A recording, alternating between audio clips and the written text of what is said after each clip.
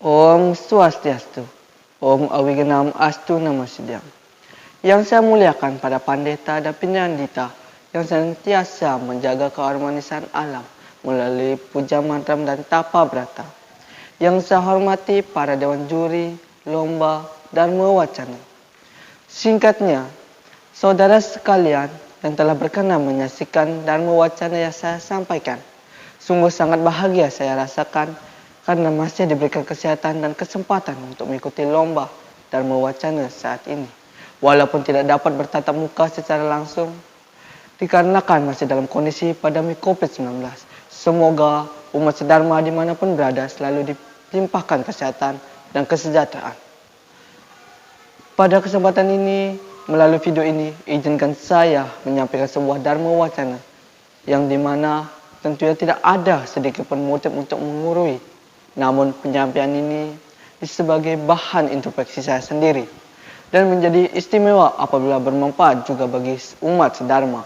Sebelum saya menyampaikan dharma wacana ini, izinkan saya mengaturkan puja bakti kepada Dewa Ganesha, Dewi Saraswati, dan para guru di seluruh dunia, sehingga kita semua terhindar dari segala rintangan.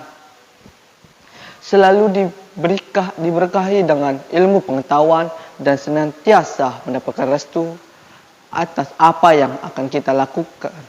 Pada kesempatan ini, saya akan menyampaikan dharma wacana yang berjudul Menata Hidup yang Baik dan Benar sesuai catur asrama dan catur purusa arta.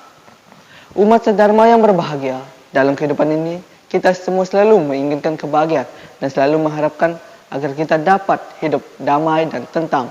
Berbagai upaya kita lakukan untuk mencapai kebahagiaan tersebut. Hal ini merupakan sifat alamiah manusia yang sangat wajar sebagai individu yang dibekali dengan kemampuan berpikir, sehingga mampu menentukan apa yang dibutuhkan dan apa yang harus dilakukan dalam hidup ini. Namun terkadang kita mempunyai persepsi yang berbeda terkait dengan makna kebahagiaan itu sendiri. Kadang-kala kita memaknai kebahagiaan tersebut sebagai pencapaian materi semata, kadang-kala kita memaknai sebagai hasil tindakan religius, dan kadang-kala juga kebahagiaan berkaitan dengan tingkat spiritual tertentu. Bila kita cermati persepsi-persepsi tersebut, tentunya tidak bijak bila kita memilih salah satunya sebagai sesuatu yang benar dan sesuatu yang salah.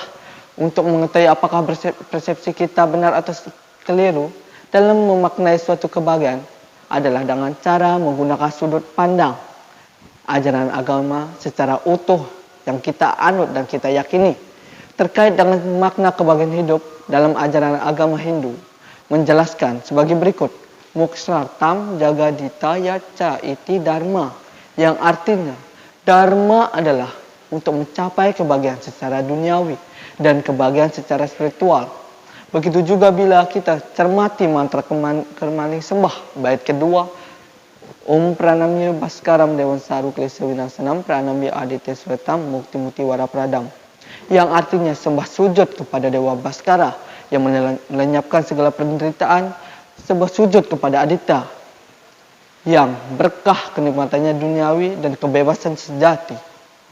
Kita dituntut untuk memposisikan diri secara seimbang agar ajaran agama Hindu sangat bijak mana mengajarkan kita bahwa kebahagiaan duniawi akan menunjang kebahagiaan spiritual.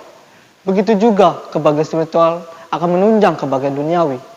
Umat sedharma yang berbahagia, sejatinya agama Hindu telah menguraikan dengan sangat-sangat jelas bagaimana seharusnya kita hidup. Kita dari baru lahir sudah disuguhi takaran-takaran dan batas-batasan hidup yang benar dan tepat yang harus kita perhatikan secara seksama. Hal ini merupakan konsep yang tidak asing bagi kita, yakini ajaran catur asrama dan catur purusa arta. Hidup kita sudah dibagi dalam beberapa jenjang sesuai ajaran catur asrama dan juga dengan tujuan yang sangat jelas sesuai ajaran catur purusa arta. Mari kita cermati bersama apa itu catur asrama dan apa itu catur purusa arta. Umat sedharma yang berbahagia, catur asrama merupakan 4 tahapan kehidupan yang harus kita jalani, terdiri dari tahapan brahmacari, tahapan gerahasta, tahapan wanaprastha, dan tahapan wisuka. Sedangkan yang dimaksud dengan catur purusa arta adalah 4 tujuan hidup manusia. Catur asrama dan catur Purusha Artha merupakan satu kesatuan utuh dalam implementasinya di kehidupan ini. Kenapa demikian? Mari kita cermati lebih dalam lagi. Dalam tahapan brahmacari asrama, seseorang mempunyai kewajiban untuk menuntut ilmu pengetahuan sebanyak-banyaknya. Sehingga tahapan brahmacari sering disebut sebagai masa menuntut ilmu. Apakah menuntut ilmu pengetahuan hanya pada tahapan brahmacari saja? Dan apakah tidak pada tahapan berikutnya? Jawabannya adalah menuntut ilmu bisa kapan saja sepanjang hidup kita. Namun yang perlu kita pahami bahwa pada tahapan brahmacari dikhususkan sebagai masa menuntut ilmu, karena tahapan brahmacari adalah tahapan awal dalam hidup, sehingga kita perlu mempersiapkan diri dengan sangat matang melalui ilmu pengetahuan sehingga mampu menghadapi persoalan-persoalan hidup pada tahapan selanjutnya. Tanpa ilmu pengetahuan yang cukup, maka sudah dipastikan kita mengalami kesulitan dalam hidup.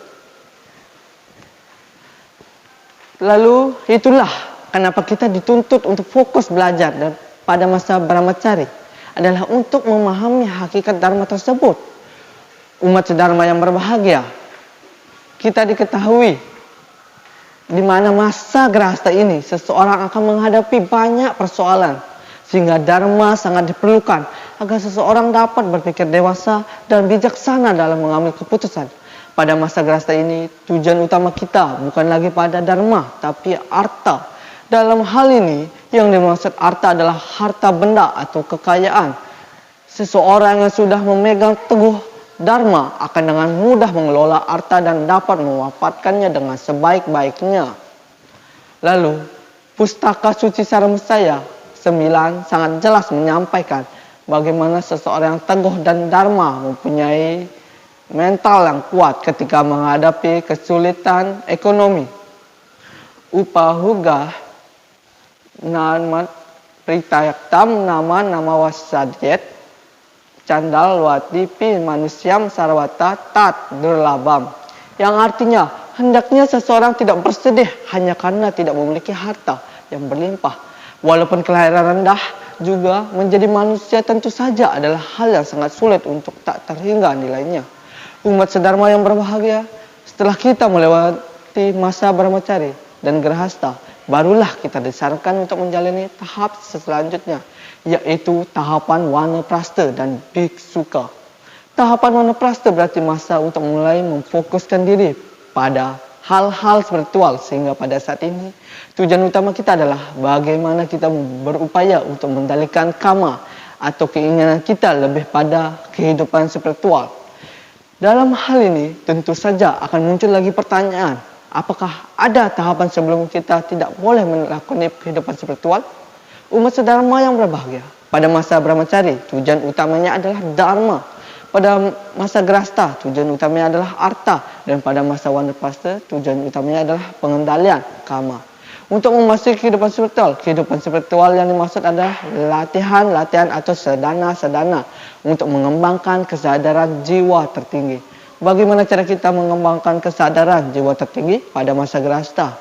Yang mana pada grahasta itu kita diliputi oleh beragam tuntutan sosial. Dan bagaimana cara kita mengembangkan kesadaran jiwa tertinggi pada brahmacari, yang mana pada masa kita tidak harus difokuskan pada laku spiritual pada masa grahasta dan brahmacari. Dalam hal ini bukan berarti kita dilarang untuk melakukan latihan atau sadhana seperti spiritual pada masa ini. Akan tetapi fokus utama kita bukanlah itu.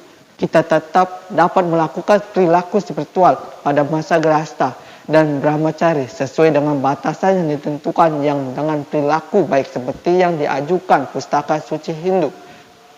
Umat dharma yang berbahagia, kembali lagi pada pembahasan masa Vanaprastha, yang mana seperti yang kita ketahui bahwa ini merupakan masa awal untuk memasuki kehidupan spiritual yang sejati. Ini adalah permula untuk kita berproses mengenal dan memahami yang dimaksud dengan moksa. Moksa adalah suatu kondisi akhir dan perjalanan spiritual.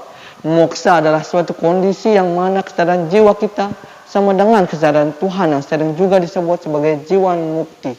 Keadaan moksa tidak dapat dijelaskan dengan kata-kata, karena keadaan ini melampaui daya pikir manusia, sehingga hanya bisa diketahui bagi orang yang sudah mencapainya. Moksa adalah tujuan utama pada biksuka, umat sedharma dimanapun Anda berada. Demikian tahapan hidup yang perlu kita cermati sesuai dengan tujuannya masing-masing. Kita telah disuguhkan konsep catur asrama dan catur purusa arta. Maka sudah seharusnya kita melakoni dengan baik untuk mewujudkan kehidupan yang bahagia. Bila kita renungkan kembali, agama Hindu mengarah dan menuntun hidup kita dengan sangat teratur. Dan sekarang tergantung bagaimana kita mempersisipkan dan mengimplementasikan. Kita diberikan kemudahan untuk menata kehidupan kita secara benar dan tepat. Dengan memahami konsep catur asrama dan catur purusa arta ini, kita akan menjadi lebih bijaksana menjalankan kehidupan duniawi dan kehidupan spiritual. Umat sedharma yang berbahagia, demikianlah dharma wacana yang dapat saya sampaikan. Tidak lupa saya memohon maaf bila ada hal-hal yang kurang berkenan. Semoga apa yang saya sampaikan dan bermanfaat bagi kita semua untuk selalu berupaya meningkatkan kualitas diri kita. Akhir kata saya tutup dengan menghanturkan mantra santi. Om sarve bhavantu sukinam sarve santu niramayam sarve bajrani pasyantu makase dugaban bawe. Om santi santi santi. Om.